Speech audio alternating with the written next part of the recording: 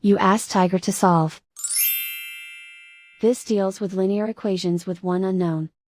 The final result is r equals 2. Let's solve it step by step. Simplify the expression. Group like terms.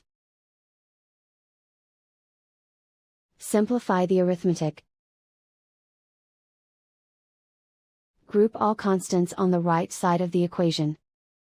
Add 18 to both sides. Simplify the arithmetic.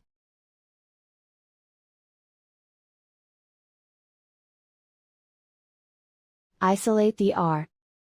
Divide both sides by 9. Simplify the fraction. Find the greatest common factor of the numerator and denominator. Factor out and cancel the greatest common factor.